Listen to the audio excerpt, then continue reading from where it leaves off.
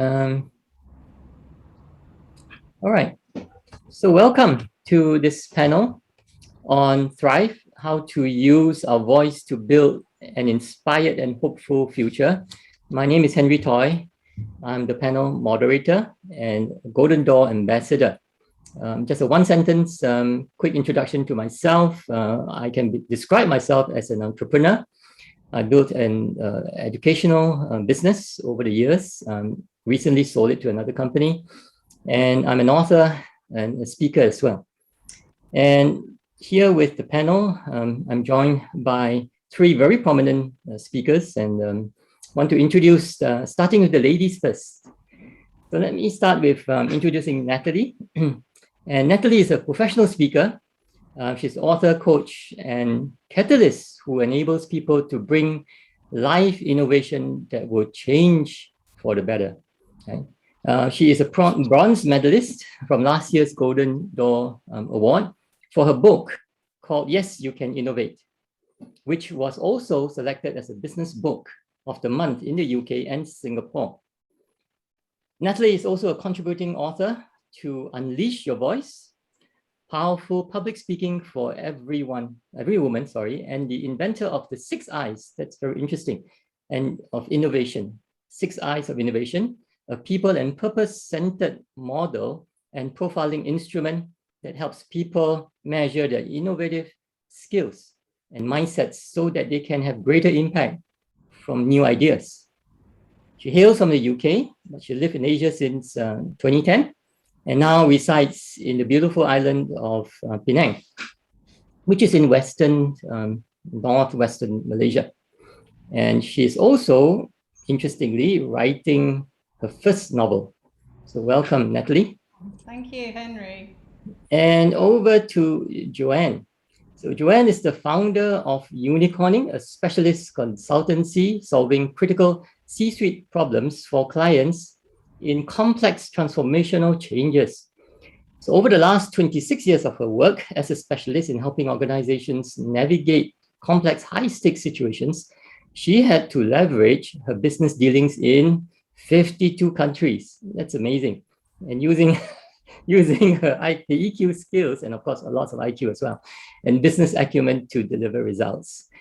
Joanne was also country head of financial services consulting at PricewaterhouseCoopers in Thailand. As an entrepreneur, she also ran the first $10 million business and raised $1 million capital. And guess what? At the age of 23. That's amazing. Joanne is writing her 6th book on climate leadership in the business world, and that is in collaboration with the Oxford Futures Forum at the University of Oxford and the Resilient Cities Network. Welcome, Joanne. It's wonderful to be here with you. And for Michael, Michael was born and spent his early years in Malaysia, which is just north of Singapore. And he graduated from Durham University in Chinese. And I bet you his Chinese is far better than mine. I'm very sure. Followed by postgraduate studies in Japanese language, politics, and economics at the Nanzan University in Nagoya. After which he worked for Toyota Motor Corporation as an analyst. So returning in the UK in 1988, Michael worked at the University of Bath as director of the Foreign Language Centers, quite naturally. Right? And in 2001, he returned to Asia as director of INSEAD, Executive Education in Singapore, and subsequently joined the CCL Asia Pacific as managing director. And in 2009, Michael took on the role of CEO of the Roffey Park Institute, which is based in the UK. And in July 2018, Michael joined the Human Capital Leadership Institute in Singapore. And in 2020, just about a couple of years ago, he set up his own company called Expert Humans. And to top it off, the UK HR magazine named Michael as one of the UK's most influential thinkers in HR, not in 1 year, but in 3 years, 2013 and 2016. Right?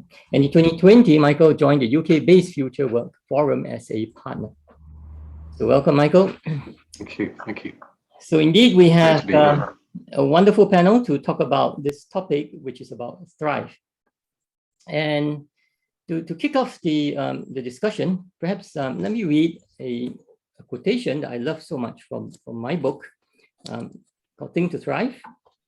And perhaps this quotation can help us start off with maybe defining what thrive means, because it's a pretty big word. It's a pretty general word as well. And so my favorite quote is from my first chapter, and it says here, "My mission in life is not merely to survive, but to thrive, and to do so with some passion, some compassion, some humor, and some style." And this is from Maya Angelou. She is a civil society activist and also a poet, an American civil society activist and a poet. So with that, I'd like to invite the panelists to share. What do you think is the meaning of thrive, and how do we thrive? Natalie? Yeah, okay. I'd like to actually share a little story, I think, to bring this to life for how I see it. And I was watering my plants last Saturday, and I noticed that one of our palm trees that we bought actually just before the last lockdown, the one we're still in Malaysia, was looking a little bit limp. And the other one, we bought two, its twin, really, from the same root, was thriving. Now, the limp one had sort of yellow, drooping, very thin leaves. And the one that was thriving was green and glossy and full. So I realized, I was looking at them and I was thinking, well, they're both in the light. So why is this happening?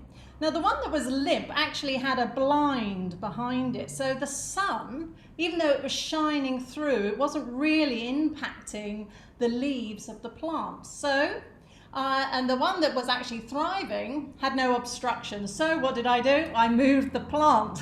I moved the plant to put it in the light. I gave it some extra water. I gave it a little bit of organic fertilizer, and I trimmed away, I pruned away the leaves that were looking a bit limp. So it looked even, had even less sort of branches on the tree. But now a few days have gone by. I just before coming on the panel, I went to have another look at the plant to see how it's doing. And I noticed, some new green shoots were starting to appear on the plant. And I think that we're, rather like these plants. We thrive. And if we want to think of other words for thrive, it could be to flourish or prosper or grow or develop or bloom or blossom, to advance, to do well, to succeed. We need the right environment to support us. In a sense, we need the water, we need the light, we need the equivalent of organic fertilizer to help us to grow, to bring out that essence of who we are, the DNA of our potentiality. Just like that plant has, the plant is meant to be a palm tree. It's meant to be flourishing and growing into a beautiful palm tree. So for me, to thrive is to feel good about life, to feel fully alive with a very deep sense of contentment that radiates from within us out into the world. And I think it's about knowing and being ourselves, that we are bringing the totality of who we are into the world, whatever that might be for each of us. Oh, thank you, Natalie. That's beautiful. I think it's a very beautiful analogy, a metaphor of what thrive or thriving means. Thank you, Henry. Thank you. What about Michael or Joanne? Joanne, would you like to go next? Go on, Michael. Well, I lovely story, Natalie. I really, really love that. And Henry, the quotation from Maya Angelou as well, really strikes a chord, particularly around compassion, which I know you guys know that this is one of the sort of areas that I'm particularly interested in. I guess over the last 25 to 30 years, I've had the opportunity to work with lots of different organizations, like I'm sure my fellow panel members have. And what I've continued to notice is that despite our best efforts, we still have to deal with very toxic environments. And so our job is far from over. And so I think taking some inspiration from the work of Maya Angelou and others, and looking at compassion, and particularly at empathy, as a way to create the kind of environment that, in fact, I think Natalie's palm trees, her baby palm trees are flourishing in, and create the environment in which people can be comfortable, where they can feel safe, where they actually have the environment where they can be creative, and also to really enjoy being with other people. And I think that's a key thing, certainly for me, and I'm sure it is for you as well. And in these difficult times of having to sort of do everything virtually, we have to work doubly hard, I think, to create that environment in which we can all thrive, and to borrow another word from Natalie, to prosper and flourish and develop, I think, as well. So that's where I would stand in terms of my thinking around thriving.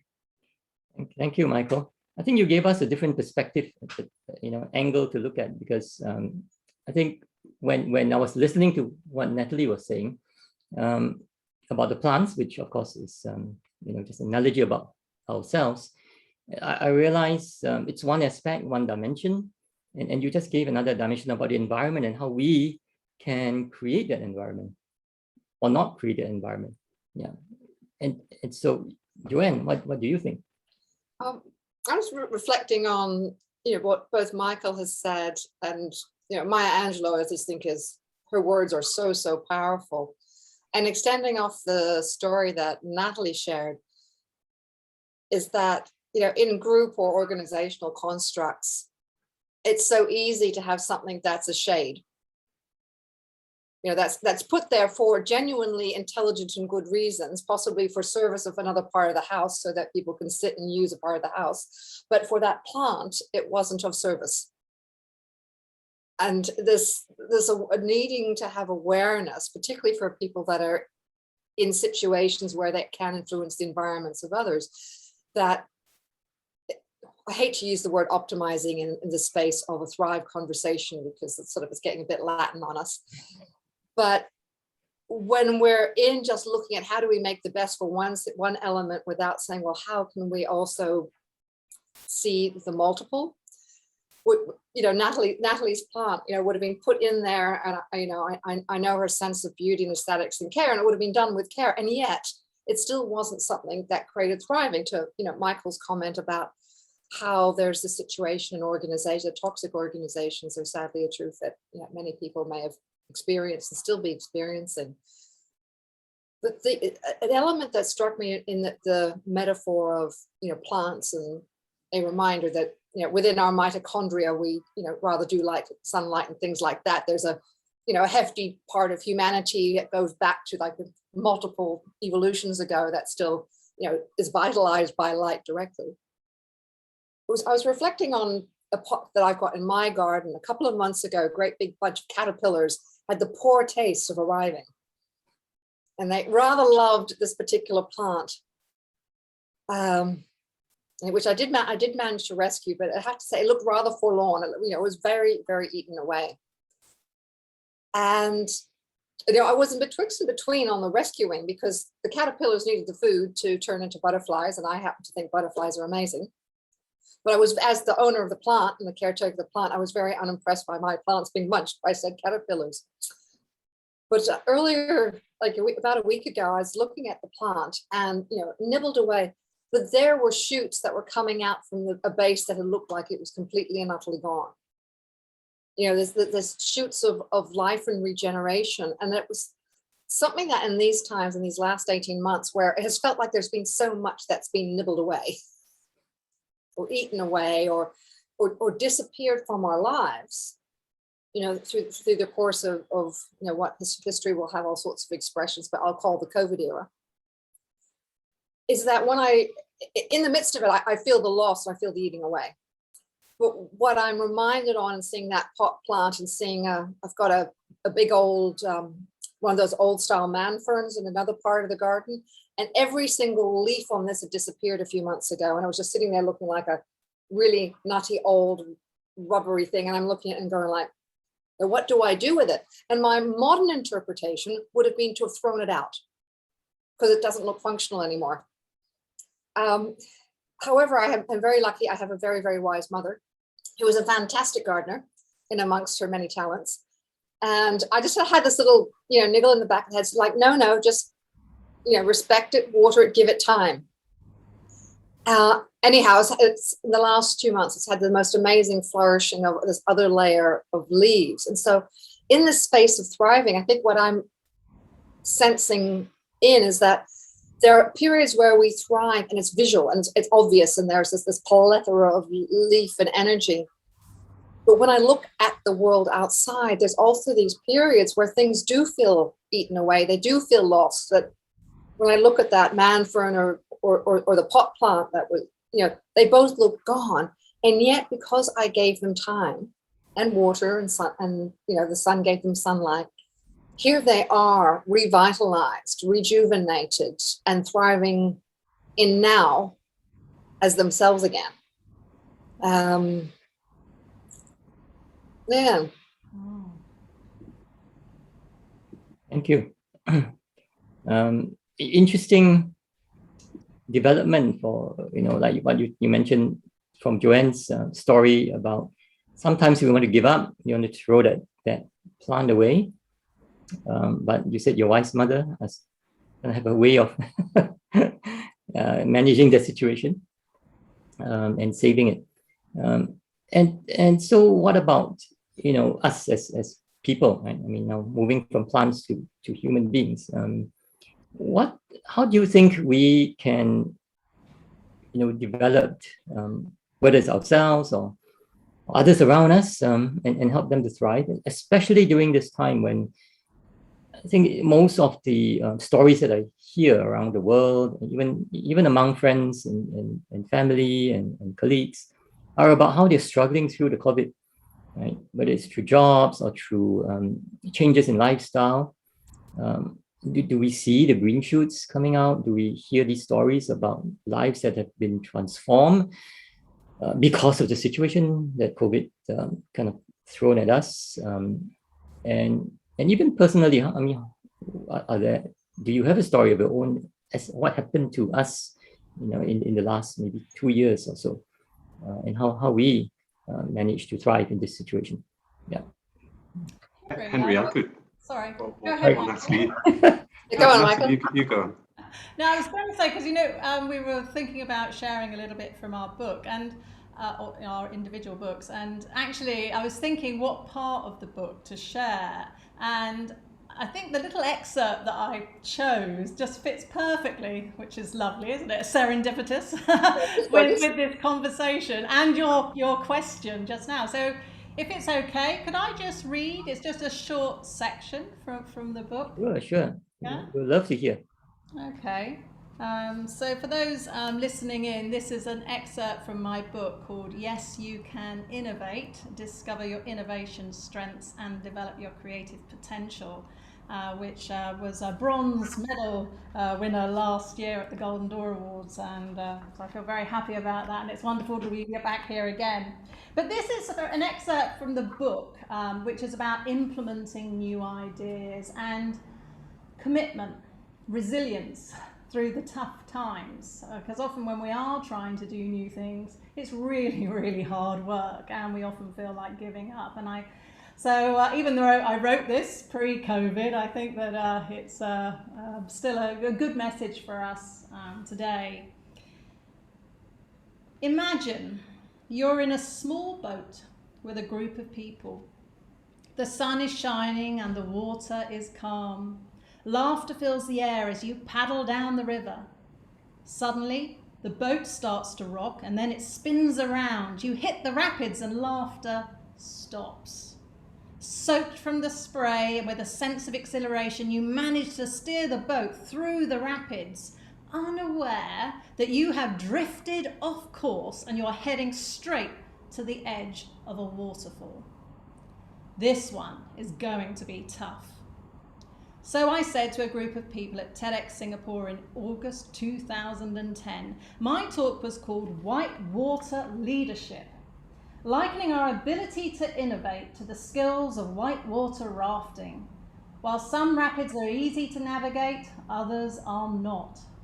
Yet, we pick up the paddle and we try again. There are days when we feel really, really low. There are days when we want to give up.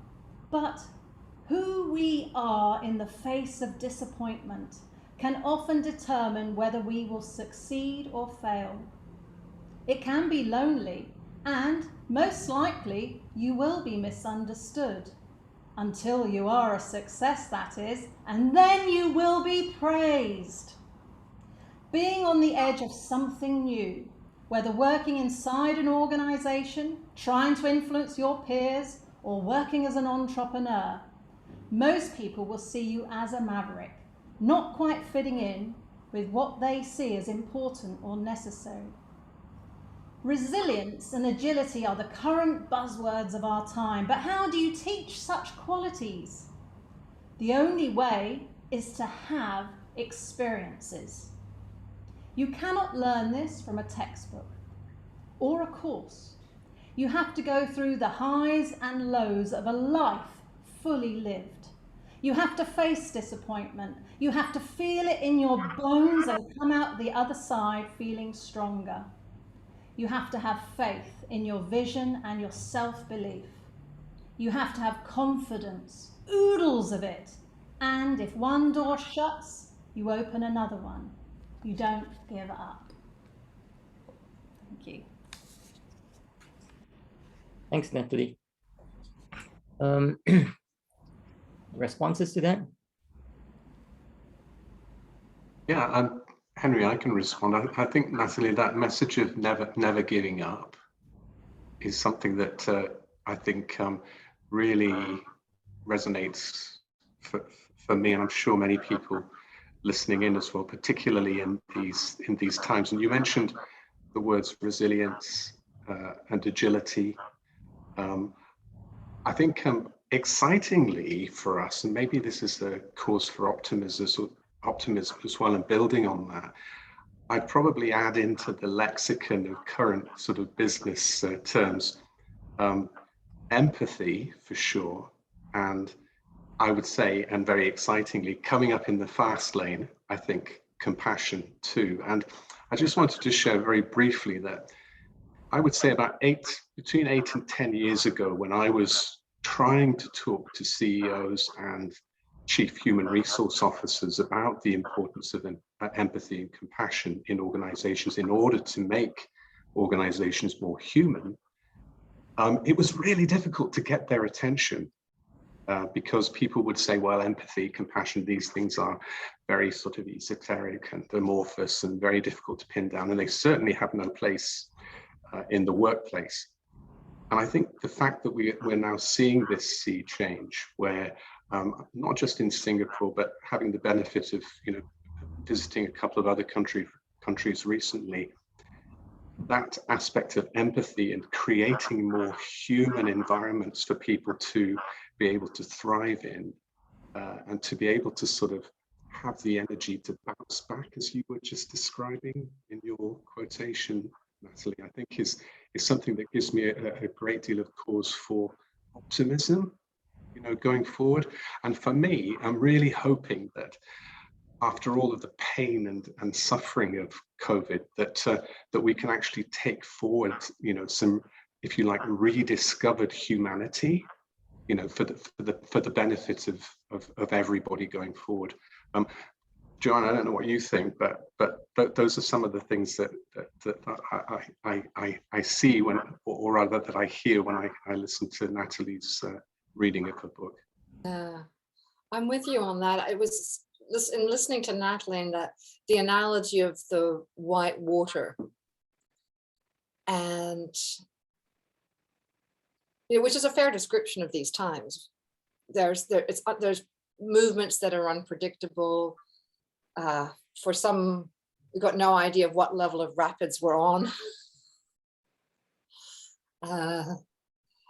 I'm in my family, my father was a great athlete. My mother also represented the state. My sister's great sportswomen, and I was the one who'd said, I'll be the umpire on the sideline.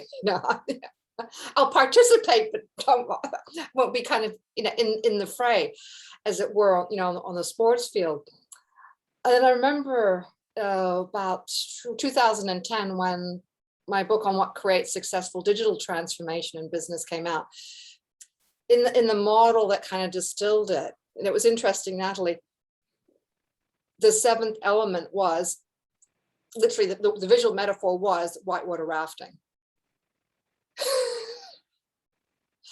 So as I was listening to you, just feeling the echo. And the first place I was asked to speak about this book was I was invited to the ACMP, the Association of Change Management Professionals, first international conference, which was held in South Africa, and invited to be the keynote speaker for the second day, which was absolutely amazing to be there. And as part of it, they said, where would you like to go? And, would you like to see another part, a bit more of South Africa? And I said, look, I'd love to. So, and I know this is not technically South Africa. I said, but I've always dreamt of seeing Victoria Falls. And Vessel, who was the lead organizer and on the board of ACMP, goes, Joanne, okay, we'll work out how to make that one work. And I remember going up to Victoria Falls, which is just amazing. The landscape, the different animals that are there, and the sheer vitality, this massive open water plain, the trees, the vitality of the people, the way that they're trying to look after the communities and the physical ecosystem and the social ecosystem. It was just amazing. And I decided to have a moment of physical bravery. And one of the evidently the great big things that one can do is you can go whitewater rafting at the base of Victoria Falls and go down, it says whitewater rafting down the Zambezi River. And I just thought, okay, here I am, I'm at Victoria Falls. This beautiful, wonderful piece up there, but then there's that whitewater rapid down there. I wonder what it will be like. And I actually voluntarily, unlike our current time where we've been kind of pushed into it, but I went whitewater rafting. Now, it was a good thing I didn't actually know that it was actually some of the most dangerous whitewater rafting out there. Because when I've told people who actually do this, seriously, they're going, oh my God, you did Zambezi, and I kind of get this one. I mean, I was just sufficiently innocent. I had no idea. And in some ways, I think the fact that I was sufficiently innocent was a grace in the process, because I went along and I also was aware that the people that were guiding actually did know what they were doing. That their professional job was to take people down the white water and get them out the other side. And when we got through this amazing journey, and it was quite fun, because there were some boats where clearly there were people that were full of a lot of testosterone, because the guides were deliberately taking them into really rough patches and flipping the boats. And then I was clearly in the boat for, the slightly less intrepid ones. And they were being wonderful. And they were taking us through the calmer section. So we were having experience, but it was a calmer section. And when I think about what we have today, is that there are eddies in this turbulence of our world that are calmer. There are some that are more, more stressful, more, and required more intrepidity. And as we got to the end of the rafting thing, now we're in this deep river valley that's been worn through millions of years at that level of it. And they're going, okay, to get out, we have to get up there. And in some ways, this is also what we're facing now in our current times, is times where we go, well, to get to where we need. Well, unfortunately, there was a gondola thing, like you have to get up the ski fields. Unfortunately, it wasn't working. So, my hopes of the easy out, it was like, okay, you're going to have to walk up this thing. And it was like serious. And there I am, and I'm walking up. I'm tearing holes in my trousers because this is not my field of experience. And then I realized the guys who'd been our leaders and taking us through, they were carrying the boats up this huge cliff. So there was I struggling to get myself up, and these guys were all not only making sure we got up there, they were also carrying the heavy lifting of the boats and everything else to get up as well. And I think our times right now is, we have this combination of different people in different roles and capacities. And to your comment, Michael, about the current system, to go into the earlier conversation of some of the toxicity, some of the implicit unspoken of what you said, of the focus on the numbers and the financials without looking at the humanity and the empathy. And seeing both, we're seeing that the play out in the natural systems around us, and that steep river wall that the millennia had built is what we're going to be climbing out of next. And it's going to take work. But I'm here now, a decade later, clearly still alive. Fantastic story, Joanne. Interesting. Both of you talk about the rapids and about white water rafting. I want to pick up on the thread that Michael mentioned earlier on, which is about empathy, and I want to see how that links to thriving, because as Michael was speaking, a story came into my mind. I mean, not a story, but really more of an incident, right? Recently in Singapore, our so-called Olympic champion, Joseph Schooling, he didn't make it in the Tokyo Olympics. And so when he lost, there were two groups of people. There was a group that empathized with him and gave him encouragement and said, look, this is not the end, and we're with you, and da da da. And there was another group that kind of felt, look, you let the whole country down. We paid so much money to support you, and yet look what you've gotten, nothing for us. So very similar to the two threads that we talk about, which is empathy and a toxic environment, right? And both groups basically want the same thing. They want him to do better. They want him to win again. Right? My question is, so would empathy help somebody to thrive, or would being hard on a person by saying, look, you did poorly, you shouldn't have done that, and so on, would that help that person to thrive? I mean, what kind of environment actually supports thriving? Henry, Michael, I can have a go. You should lead off on this one. If you, one of the great things about empathy is that, as I see it, is that it's a precursor to the action that is part of compassion. So, for example, we can empathize with the person's situation, but it doesn't necessarily mean that we're going to take any action to alleviate that person's pain. So I think one of the things that's interesting to try to do is to disaggregate, for example, where we see sympathy, empathy, and compassion. And one of the sort of challenges that we also have with empathy is that it's very prone to bias. So, for example, one of the hardest things for human beings to do is to try to empathize with the situation of people who are very, very different to them, which is one reason why a very simple way to improve one's empathy is to read more fiction in order to be able to, literally see things from a different perspective, namely the perspective of the author of the book, who invites you into a world that you would never be able to get into. I think in the case of the example that you just gave, Schooling? Henry, of schooling, yes. I think this shows that we have actually quite a long way to go in terms of developing societies more broadly as more empathetic ecosystems. And I think a lot of things are playing out in that particular example, that is perhaps culturally specific in some ways. But also, not only that, I think what we need to be doing is sort of encouraging those people who are standing by schooling, if you like, to say to him, you did the best you could. There will be other opportunities. We are proud of what you did. And I think we need to encourage those people to have a stronger voice,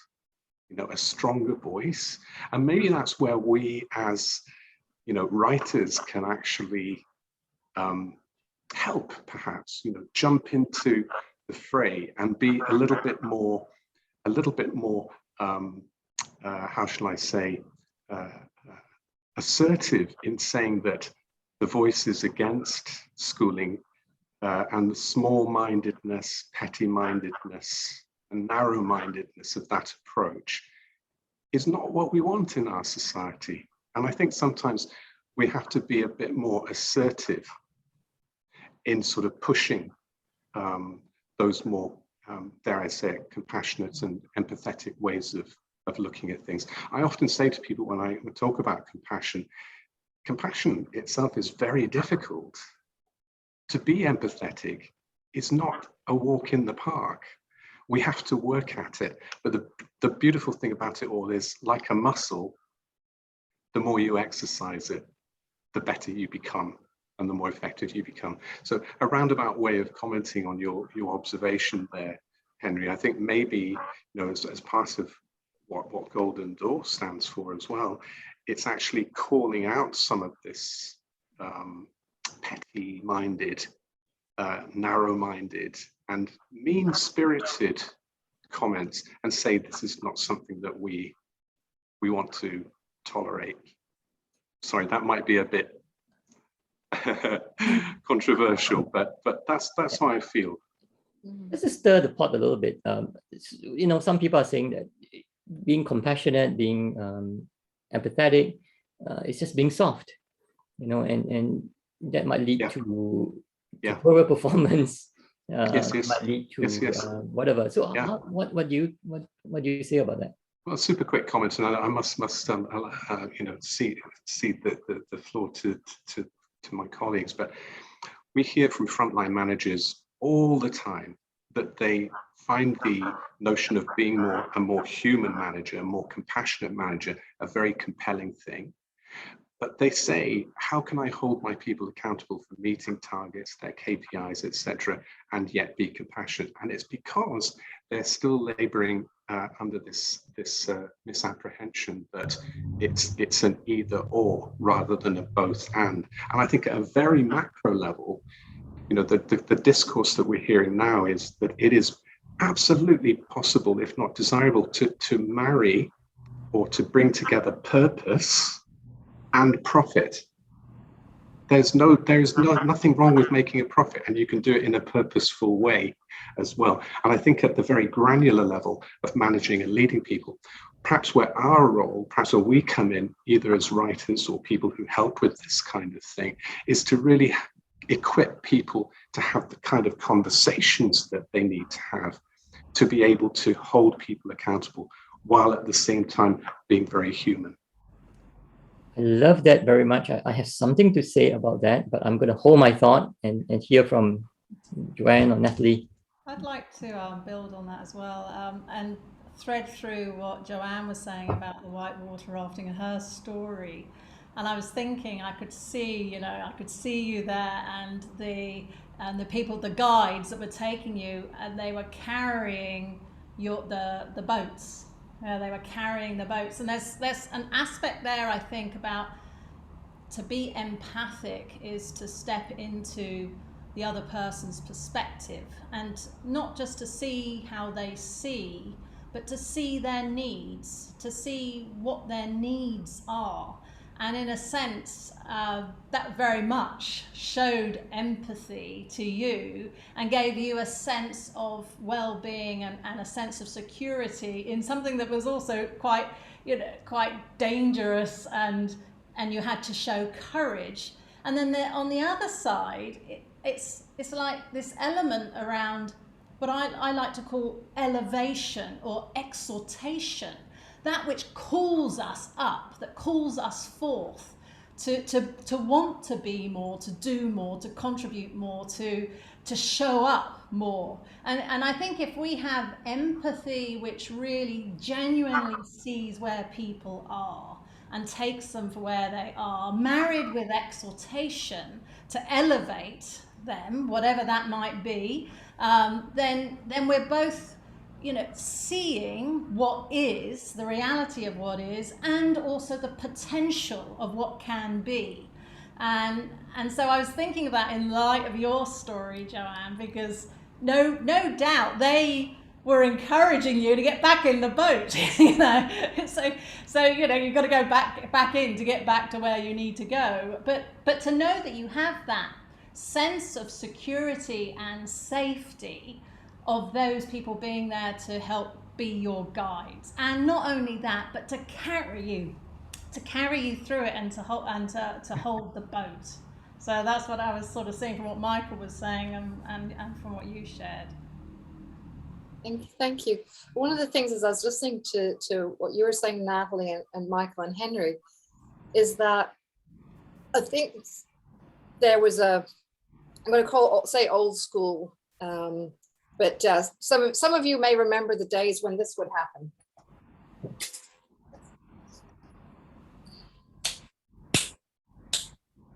Remember that in the classroom, and now I have to admit I was at schools where they weren't actually allowed to hit us, but I did have one teacher, Senor Lachenko, who would walk through class with a whip some days.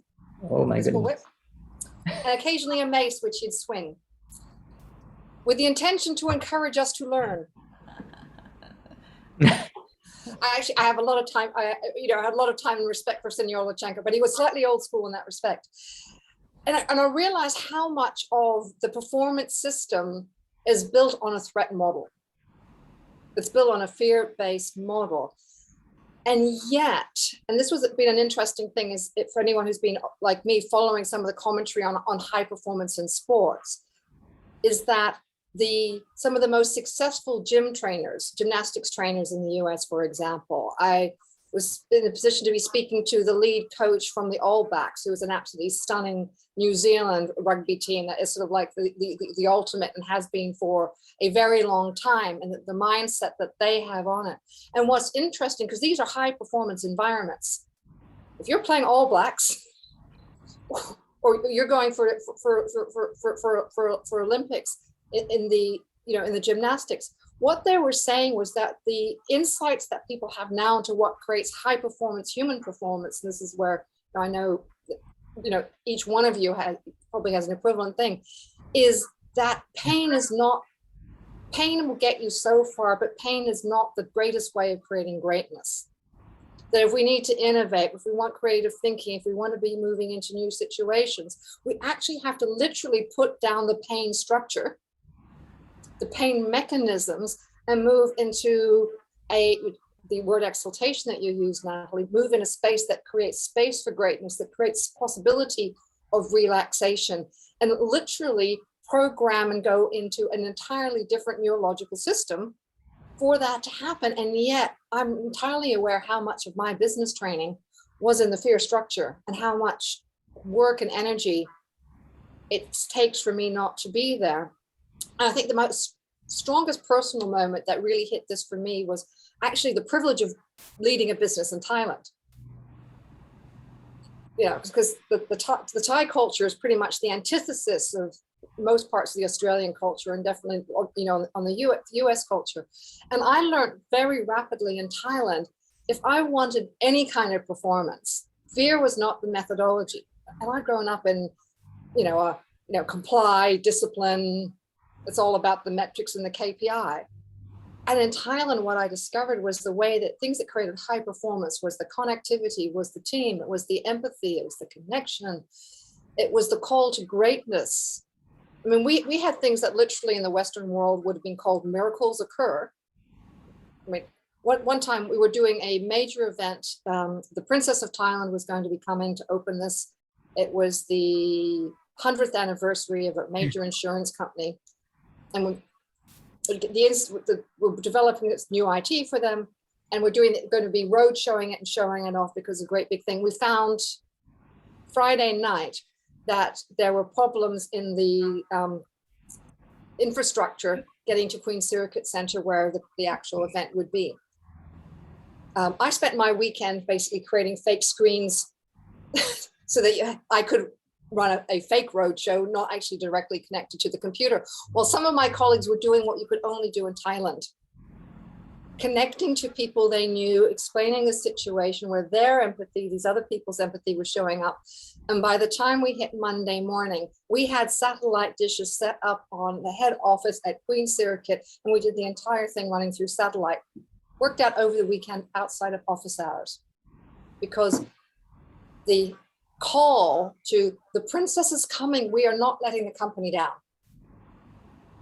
The relationships, the empathy that these other parties had for our situation opened and created this in a way that, coming from an Australian system where the paperwork would have been too complicated, people trusted that we would do the right thing and supported this miracle created. And I feel incredibly grateful now that in my comparatively early business career, I had the experience of the Thai culture, because it's given me the lived experience to be able to say, I've seen the power, and gave me the opportunity of learning a different way of leading than using fear and intimidation as my technique. Mm. Thanks. It's a great story. Great. As I was listening to all of you, the analogy in my brain is that there's so many gems that are being thrown around, and I need to go around and pick them up. It's just so many things.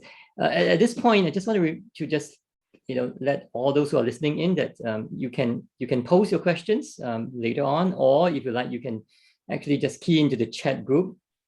I think there's a chat function in the Zoom. Just throw your questions there. So do participate with us so that we can hear your thoughts as well, and also to pick the gems from your brain. So I was just holding back. Yes, sorry. So Henry, can I just sort of like jump on in, because Gerald in the chat has added a comment about the All Blacks. Yes, and their ethic is to draw the most out of their teams through collaboration and mutual encouragement. And I want to highlight this because the All Blacks are pretty much, you couldn't get a much more masculine bunch of guys. I mean, at one level, they are your archetypal, like big, strong, hyper successful, hyper performing men. And so when people talk about, well, how can I be a man and do this? I love the All Blacks as the example of, you don't have to be mean. You don't have to be a chowderhead.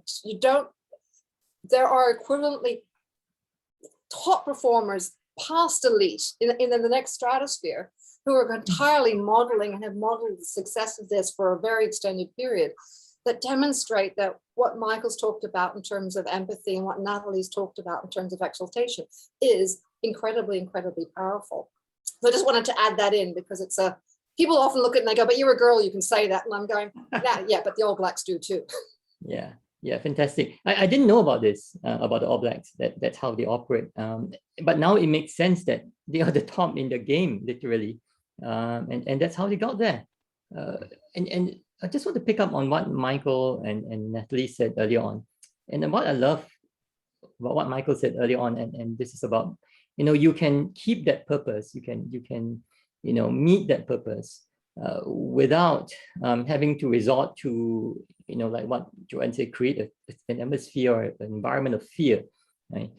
You can do that while still preserving the compassion, the empathy, the heart, or the humanity, if you want to put it very simply, right? And I am a very purpose-driven person. I mean, part of the book that I wrote is about purpose. And so I realized that I think in the minds of certain leaders, they might think that, if I'm empathetic, if I'm compassionate, then I lose the purpose. And it is not true. In my own experience, it is definitely not true. And I ran several businesses, and I can attest to the fact that when you have compassion and empathy towards your people, they stay with you and they go beyond what they were required to do to complete the job, if they're very clear about the purpose, right? But if they're not clear about the purpose, then perhaps they may meander and go sideways. Yeah, and the other word that I picked up, I think, Natalie, you're the one who said something about safe, right? Safety. And most recently, the writer, the author, Simon Sinek, he wrote about this idea that leaders need to make their team feel safe. And if your leader makes you feel safe, then you feel that you can do anything. Right? And linking back to what Joanne mentioned, and also Natalie, about the rapids and the white water rafting, I guess if your leader made you feel safe, then no matter how bad the terrain is, you're gonna stay. You're gonna feel that you can perform. You're gonna have that confidence. Because early on, Natalie talked about having that confidence, right? Having that where does that come from? Where does the confidence come from? So just wanted to pick up on those beautiful points that you have made. Just kind of like, pack it neatly into a little box so that we can reopen that later on. Because there's so many things that are out there. Okay, so we let me see whether there's any comments in the group. Okay. Michael, did you have a section to read? I can certainly share one or two small pieces if you like. Maybe I just build a little bit on what Henry mentioned. Yeah. Okay. It's a story actually that is included in my book, but maybe rather than read it, I'll just relate it to you. I was doing a talk on compassion, a 1-hour talk, and about halfway through my talk, and this was to a global insurance company, okay, this one guy, he said, Michael, this compassion thing, I kind of get it. You don't need to sell it to me anymore. And I said, well, that's really good. That's really good. And he said, yeah, I only have one question for you, Michael. And that is, this thing that you call compassion, when do you switch it off? And I said, I'm sorry, I'm not sure if I'm following what you're saying, because it's not really something that you actually switch off. And he said, well, of course it is. He says, like when you're trying to tell people to do what you want them to do, where you've made nice with them, you've asked them about their partner and about their kids going to university, and you've done all of that kind of nice stuff. And it still doesn't work because they're still not doing what they're told. That's when you've got to switch the compassion off, right? And I said, no, that's not what I'm talking about at all. And at that point, he just tuned out. And I don't know whether you guys have experienced this when you're talking in a group, but he just threw his arm over the chair and he looked out the window, and he was gone. At the end of the whole session, the two human resources people who had asked me to do the talk, they came along and they said, we're really sorry that let's call him Joe, was quite aggressive with you about compassion and so forth. And I said, no, he's entirely entitled to his own view, and that's absolutely fine. And they said, we feel like we should tell you that he's actually the subject of not just one, but 2 bullying investigations internally in the organization right now. And I said, oh, well, that's very interesting. Thanks for telling me. I said, do I get to ask you a question now? And they said, yeah, sure. And I said, is he your top earner? And they both looked at each other. And I said, he is your top earner, isn't he? Because you could tell. And they said, well, yeah, actually, he is far and away the guy who brings in the big bucks. And I said, well, at some point or other, you guys are going to have to look at yourselves and ask the question, is this the kind of culture that we want to stand for? Because you will need at some point to decide how you want to go forward, because it has a cascade effect. And let me just make 1 or 2 quick comments, and tying back to what Henry said earlier. I think that the need for more human workplaces is going to become even more intense and more expected as we see Generation Z and those younger people coming into the organization. They want to see their leaders, to the right nuanced degree, expressing vulnerability. They want to see their leaders talking about sustainability, about things that matter to them. And I think that that aspect of being human and the empathy and compassion is going to become so important. And for those naysayers who still think that this is something that we don't need to pay attention to, we know that digital transformation enables us to investigate a company that offers us a position. We can find out a lot about that company and we can make our decisions accordingly. So I think for those CEOs who are still thinking, this is all a bit sort of too esoteric and airy-fairy for me, to be able to say, this can directly affect your employer brand going forward. So you need to pay attention. It's a business imperative as much as it is a human imperative. So I think those are some of the messages. Again, I just coming back to this idea of us as writers, for example, maybe a call to action is that we need to kind of dial things up and actually be more insistent that we need to do things differently, rather than presenting it as perhaps a rather hands-off. It's an optional thing. As though it's an optional thing. Yeah, exactly, Joanne. Thank you. And to have more authority, I think, I think to stand in your own authority.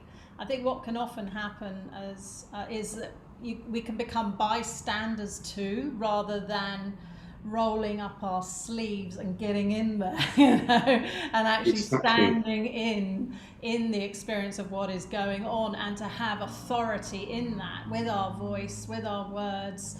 That this isn't about soft stuff. It's not about additional things that are add-ons to other pieces. This is absolutely integral. It's such an integral aspect now for us as individual human beings, right out through to creating environments for other people and in through our society. It isn't a nice to have. And so there is an aspect of, I think, stepping into the power that we have, that DNA of our own potential, and having the confidence and the authority to be able to express it. Exactly. Yeah. Exactly.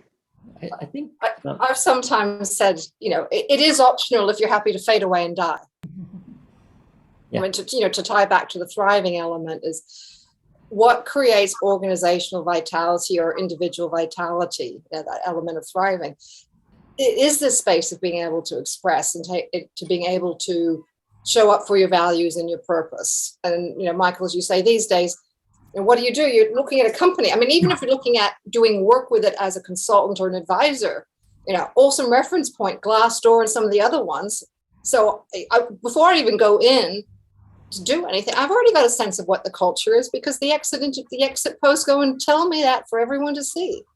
Yeah. And so and that factors in how, and I just know, from a factual point of view, it's much more expensive to create change in a toxic culture than it is to create constructive change in a culture that is generative. I have a comment here from one of the listeners. He said, young people are increasingly demanding to be respected, it seems, and they feel they can walk away more easily. And yeah, I noticed that with the younger so-called, the workforce. Yeah. And in particular, my daughter is in that band of, that workforce. And I noticed that they are a lot more vocal in calling out things at the workplace compared, say, with my time, when I started work, when I was still in the 20s and 30s. And I think today they would if you want to use the word the voice, they would extend their voice by just basically walking away from situations that they feel are toxic or that doesn't really align with their own values. So if they go into a group, whether it is an NGO, whether it could be a community group, or even the workplace, where they feel that it is it's a bullying culture, there's no respect, no compassion, no empathy, they walk away.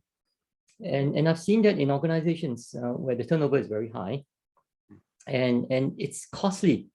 It's very costly to that company in profits, in expenses. And so it hurts them where it matters, which is a profit ultimately, right? So yeah, that is one way of using a voice, right? To really not you don't have to write a book, you don't have to post a blog. You can walk away. I noticed in the chat, Henry, that Rob's put up a question which I think is quite interesting. Shall I read it out? Yeah, sure. Says, thanks, Michael. Nat, Joe, Henry all look fab. Slight shift, lots of sports and travel examples. What about us at home and in our own cities to thrive? Simple tips from each other that you're working for. 2020-21. Home environments. Home environment. Who would like to kick that off? I can start if you like. Just one of the things, again, I don't know what you guys feel, but I work for a lot of intermediary organizations, and sometimes when we're doing Zoom calls, for example, the convener is most insistent that everybody put their camera on, right? Because they say, we want to be able to see you, we want to be able to make eye contact with you, and so forth.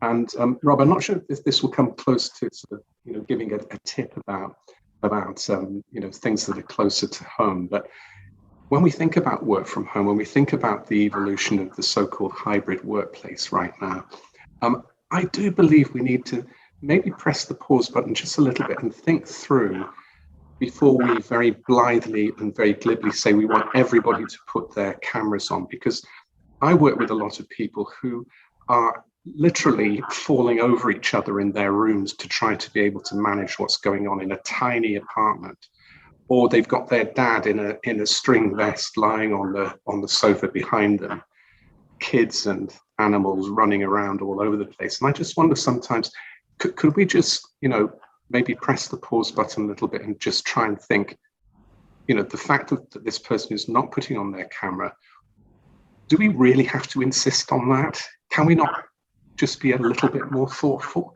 and maybe just let them do what they want to do? So that's just one little tip that I'm offering up as a very simple thing. Let's not jump to be too prescriptive about ordering people to do things. Building on that, Michael, I think that neuroscience is also showing us now from some of the studies that are being doing that constantly looking at videos of people sends stress signals into the brain, because we're trying to read the body language. We're trying to see people. We're trying to connect eye contact, which is often off skew because people aren't looking at their cameras properly, or they're looking down here. And so because if I do eye contact to you, Natalie, I can't actually look at you. I know, exactly. I'm looking at the camera, but if I look down. So yeah, I think that this is also goes back to empathy, doesn't it? I mean, for us to have real empathy, I mean, I'm like you, oftentimes in front of a camera, speaking, facilitating, etc. And I love to see people. Otherwise, I feel like I'm just talking into the void. Me too. But at the same time, there is an aspect of really respecting where people are, and also seeing how we can use audio more rather than this incessant need to be constantly staring at screens, which actually does have a negative impact in our brain. Yeah, it's and that's also building on what you said, is studies have also shown that when we can see ourselves on screen, we actually spend more time looking at ourselves than we do at anybody else.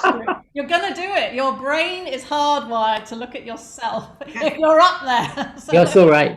Well, I love for anyone who like me suffers from that one. So what I've learned and completely love is when you go put the little cursor on Zoom and the little 3 dots, and then do hide self view. Yes. Yeah, that's a good point. Awesome. Then I don't have to look at myself, which is fabulous.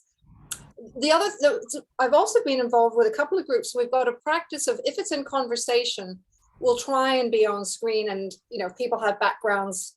Sometimes just put the blur on. Respecting Michael, that it because it's that balance of how do we have connection but also respect for the other context that's there. But as soon as we start doing anything that's sort of a reflective activity or section of a meeting, to say, okay, cameras off, just to create some time and space from the intensity of the digital one, and also so you can feel like you can work and you're not kind of having everyone look at you.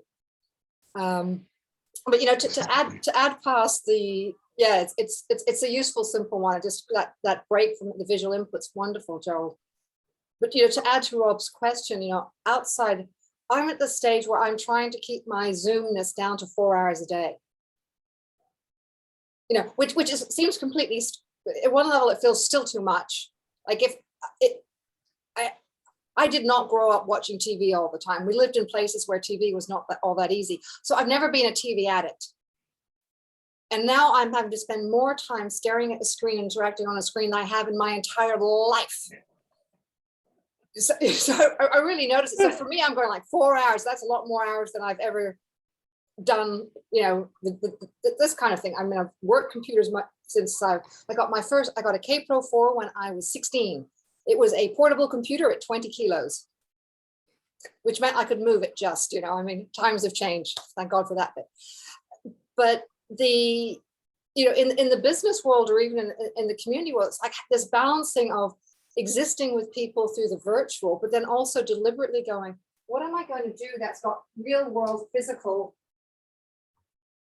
action and meaning? I mean, I've gone back to writing physically by hand a lot more, so that my body and I am engaged, being able to go and do a walk or a bike ride with a friend, so that I've got some physical activity and not just like in a little cubicle mode with this, but also that connectivity with a human being. That's, I appreciate that in these times we have this, so I'm not knocking that, but I very much appreciate the opportunities I have when I get to actually meet somebody, human to human, that's not with the digital intermediary. And I found personally that's been trying to balance my screen square time, not just as for our kids, but for us, along with where am I scheduling? And literally in my diary, I check every week that I have social one-on-one, face-to-face time with people. It's else, that sort of human thriving element just disappears. That human piece is missing out. Get my sun like a good plant, get my human time like a good human being. Yeah, there was just bringing in one of the other speakers from the opening of the Golden Door Awards, which I thought was wonderful. He said that there are 3 things that only we can do for ourselves. No one else can do them. And one is our health and our fitness. No one can say to you, I'm going to get fit for you. Oh, Natalie, would you? Yeah, could you do a 6-pack for me? Yeah. The second one being whatever we eat, our diet, what we're putting in our body. And the third one being our soul, how we're taking care of our soul, our emotional life, our mental life. And I thought they were beautiful, and they were so empowering. If you think over the last year and a half, nearly 2 years now, to have practices in those 3 areas. When the world is going out of control around you, these are things that you have complete control over, to a large extent anyway. And that's something that I didn't realize I had been doing it, but I have actually been doing that. I've been spending a lot more time meditating, time in quiet, no screen activity, just being with my plants outside. Luckily I've got a little veranda, even, when we weren't even allowed out the building for months, and then, having a good fitness regime, getting up, doing it, discipline every day, working out, being really strict on what I eat, that I'm really eating good nutrition, and having those 3 things, I think, has helped me feel more alive and more thriving, even though a lot of things are sort of, very much in flux constantly. So Rob, a few little tips there, just building on from the opening piece as well. Yeah. I know Rob's pretty good. He goes for long walks in Singapore and deliberately takes a plastic bag to go and collect the trash he sees. That's good. But some people can't go out of their homes still. Yeah. We're still well, we had that too. So, yeah. But even that's the beautiful thing, isn't it? Even in times where there is so much apparent restriction, and I suppose the 4th one to add into It's your own exercise, what you eat, what you put in your body, and then your meditation or your soul practice. I think then the other one is to go back to Viktor Frankl's wonderful statement. The last freedom is the freedom of what we choose to think. Yeah. And I mean, just to add on to the story, I think, was it Rob who asked about the current situation? How do we practice maybe compassion or empathy or help somebody else who's right? There's just two quick stories from my little circle of people I know. One was actually a staff, somebody that works with me, and she said, we're supposed to call back certain people to the office, but in particular, one staff said he can't come back until his mom is vaccinated, and then she said that's not a good reason. So I said, tell me more about this case, and she said because the mom is old, and he felt that if she's not fully vaccinated and he travels out to work, he might carry the virus back. And I said that's a good reason for continuing to work from home. I mean, why can't you allow him to work from home? He said, but we have to have the 50% team and this and that. And I said, so ultimately, what's the purpose of getting people to come back to the office is to be productive. So if you can keep that productivity up, even with that person at home, then what's the difference? And he said, it makes it, yeah. And I said, you're respecting his fears, and like what earlier on we said, making him feel safe. By forcing him to come back, you make him feel unsafe. Not for anything else, but because for the love of his mother, he wants to feel Henry, safe. could you imagine the moral hazard that you would have as a boss? I mean, I'll just put it in this language. I teach ethics at the Chartered Accounting Association, so sometimes it is like, okay, guys, let's just talk about, there's the money and then there's meaning. And, to put it really squarely, as a leader, if you compulsorily have people come in over their free choice in this kind of matter, you have the moral hazard of, if COVID goes into that household and that person dies, it is on your watch, on your demand, on your agency. Is that something you're even remotely interested Exactly. in doing? Back to the earlier comments of empathy and compassion. I mean, sometimes it's elevating the who are we being as leaders when we go and ask for some of these things, because there's rippling consequences that we own. It's like, as a business executive, if we're making decisions that create toxicity on the planet or for our people or for our community, the truth is those are all part of our balance sheet. Exactly. Good point, Joanne. And in this current COVID situation, in this current environment that we live in,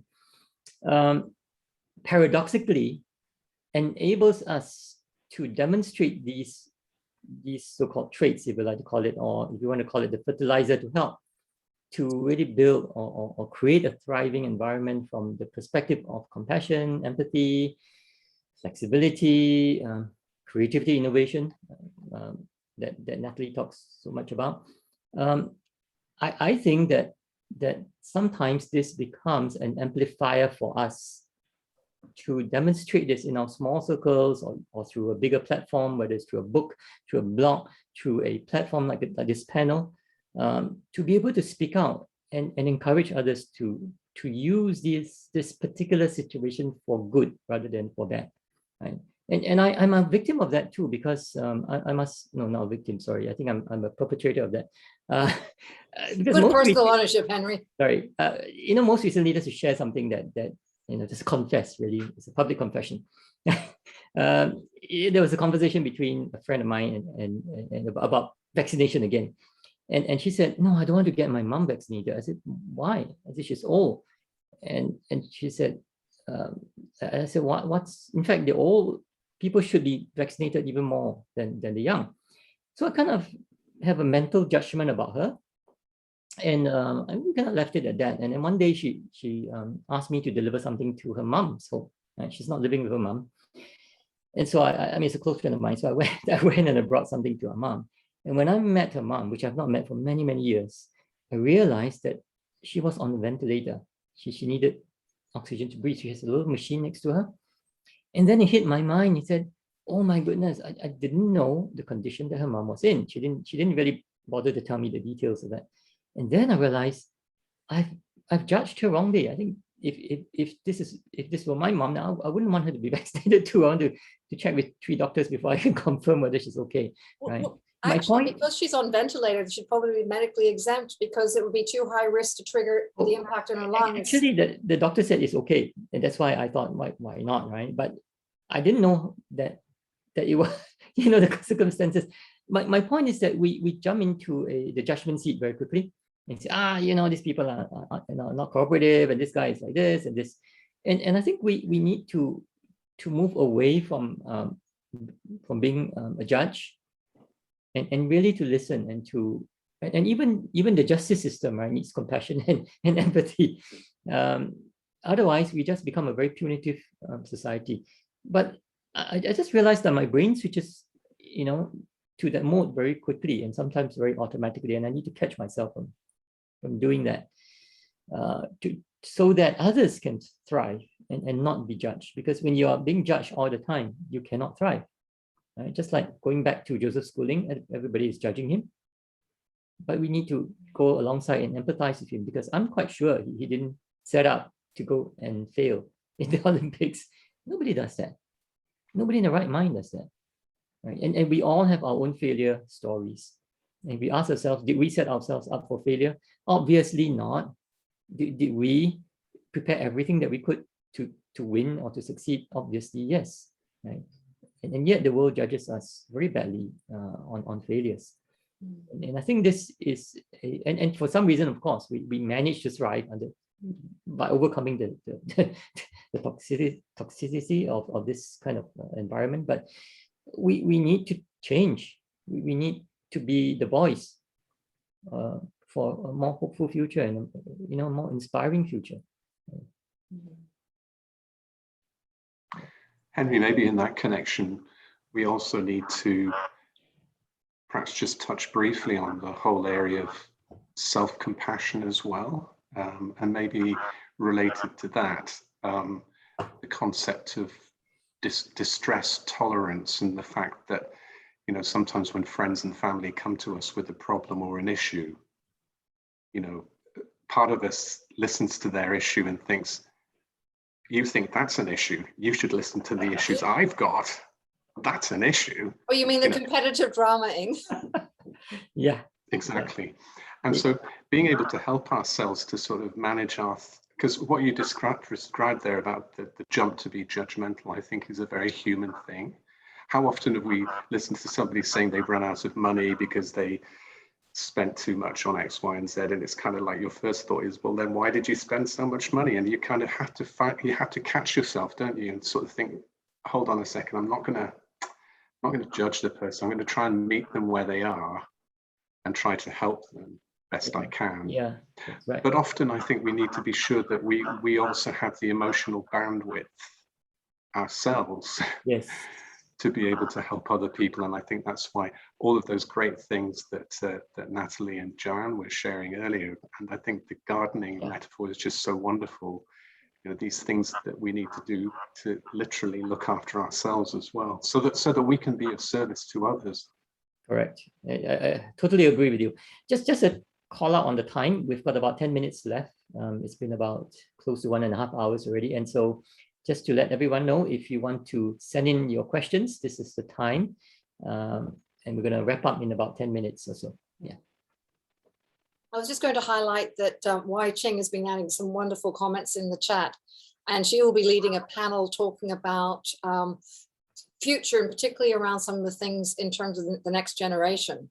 And I know the wisdom that she has. So I'd like to say it's sort of a, if we've been talking about thriving as adults, in essence, that is the broader frame of reference that we're having in this panel conversation, is that the conversation that's happening with the panel that Wai Ching's leading is also, now as adults, how can we create that thriving in the next generation too? So it'll be interesting to see where the conversation flows, and the creative spirit flows. Yes. Fantastic. Wow. Henry, I wonder whether I could contribute just maybe a passing or literally a bit of a thought towards the end, which just literally the last page of my book. And it's a quotation. I included one from Maya Angelou as well, but here's one from Albert Einstein, which I thought might be particularly, appropriate. And he said, and when you bear in mind that he said this a long time ago, right? He said, a human being is a part of the whole called by us universe, a part limited in time and space. He experiences himself, his thoughts and feeling as something separated from the rest, a kind of optical illusion of his own consciousness. This delusion is a kind of prison for us, restricting us to our personal desires and to affection for a few persons nearest to us. And this is the big thing I thought was great. Our task must be to free ourselves from this prison by widening our circle of compassion to embrace all living creatures and the whole of nature in its beauty. I just wanted to share that. Thank you. Beautifully said. Okay, I'm gonna, in a couple of minutes, maybe to hear from each of our panel members, a little summary, maybe a couple of statements that could sum up today's panel discussion. And also, let me just do a quick check. Okay, there are no more questions coming in. Perhaps, yeah, we can do this little round and anybody can start. Yeah. I wouldn't mind starting, and I'm going to hold up a little plant. Can you see my little plant? Yes. The green screen is sort of popping out maybe, but anyway. My little plant is a Cocodamus. I think what I've taken from today, it's been a lovely journey actually. I was just sort of reflecting on it, how the analogy of the garden, of the plant, the fact that we are like plants ourselves, but we're also gardeners. We're also nurturers for others, other plants, real plants and human beings and society, nature, earth, everything.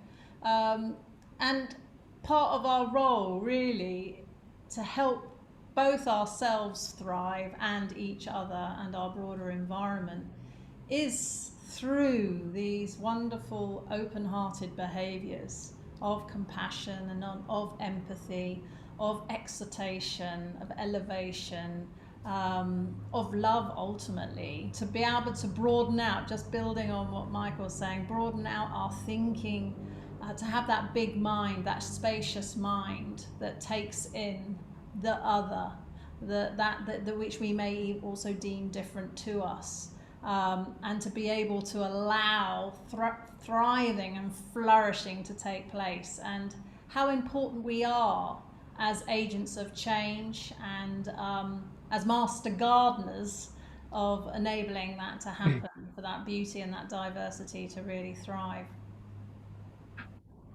Thank you. Thank you, Natalie.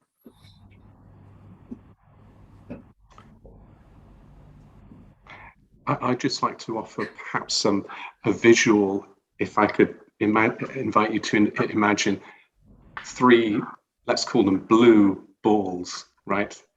And going from left to right, the first blue ball is called self-awareness. And it's basically you saying, here I am, this is me, my authentic me. The middle ball is self-compassion. Here's me taking care of myself. And then the third ball on the right-hand side is labeled compassion. And that's where you take care of others. So self-awareness, self-compassion, compassion. That would be my offer to everyone listening. Thank you. Over to Joanne then. Well, what I might do is actually read a little bit of the section that I picked out for this from the chapter that actually is in the Golden Door book. Is when I change islands again. I left my high-tech leading-edge tropical island home of Singapore and returned to the island home of my family, Tasmania. It's natural, unique, cool, and creative. I'm creating a dragonfly, I announced to Alice and Nick. Nick, the engineer, looked both doubtful and curious. Alice, the creative one, asked, why a dragonfly? Well, they're beautiful. Their translucency represents values to me. Their twin sets of wings represent a balance between two parts, and they're found in both Asia and Europe. And why is that important? Asked Alice. Well, I'm actually facilitating a strategy setting project for an organization that represents 54 countries from Asia and Europe. I want to create an artwork that's the prototype of who they can be if they think magnificently about what's possible. Nick pulls out a pencil and a slide rule. Let's work out what it will take. What are you thinking of using? He and I settled into the maths and mechanics that underlie art, particularly when it's wings to inspire. In creating that artwork, in the time and space that art creates, the processes, the flow, and the sensing of the vision and the strategy for that organization, it moved from an etherical idea into something tangible and physical. And it's the dragonfly that you actually see up here.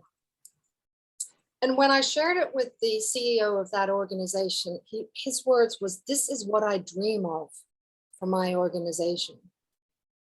See, one of the golden truths that the last decade has brought for me is that it's our creative spirit through art that first sees the possibility and creates their initial expression. And this is our heart's gift to the world. Awesome. Thank you. Thank you, Joanne. Well, let me just share one story in closing this discussion. Some time ago, I was coming out from a taxi in the middle of a pouring rain, and I kind of resigned to the fact that I'll get wet because there's no shelter where I was dropped off, and I was carrying a few things. And when I got out of the taxi, when I opened the door, I felt no rain, and I was wondering what happened. Right, there's no shelter in the middle of the rain. And then I looked up and I saw a guy who immediately whipped up his umbrella and sheltered me. And he's a total stranger. He's not even, related, and it's not his job. He so happened to see that there was a taxi that was kind of slowing down, and there was a guy coming out. And so he just naturally took out his umbrella and sheltered me from the rain. And he brought me into the building. He's not a staff. This is just a passerby. That incident left a very deep impression in me. And I didn't even see his face properly because it was just raining and there's so many things happening and it was a busy street.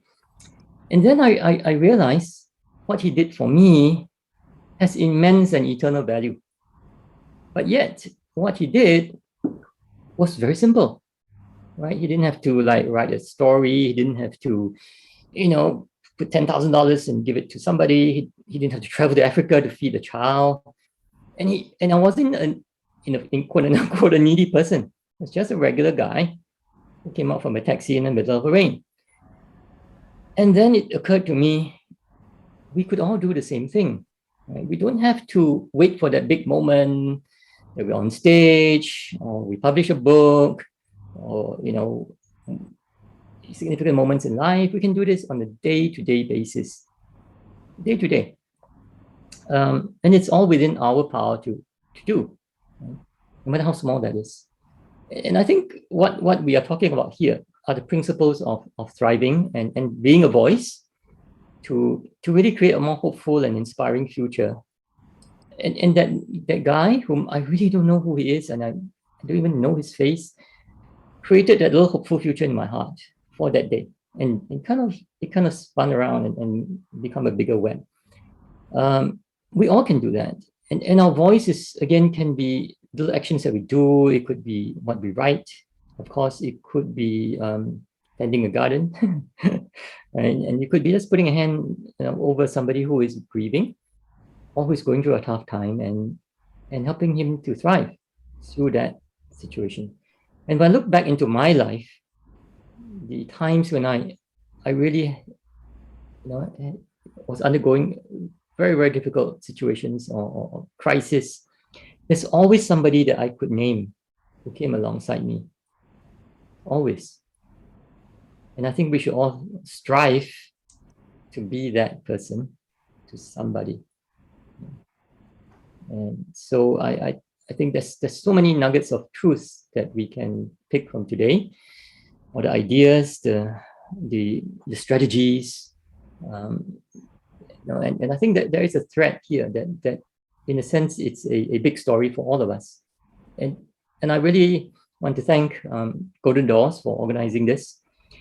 And true to the Golden Doors mission, which is to speak the truth and integrity, I hope that all of you listening in, and of course all the panel members here, for Michael, Joanne, Natalie, thank you so much for being on this panel and for really speaking truth and integrity on this subject. Thank you so much. Thank you. Thank you, Henry. Thank you. Thank you, Joanne. Thank you, Henry. Thank you. Thank you, everyone Joanne. for listening in. Thank you, Natalie. Really enjoyed myself, and really wonderful ideas. So thank you very much. Thank you all to everyone who's been on the chat, adding your comments in. I know that Absolutely. it's just been coming up to the host and panelists, but as you can see, we have been reading and noticing and weaving what you've been saying into the conversation. Yes, thank you. today.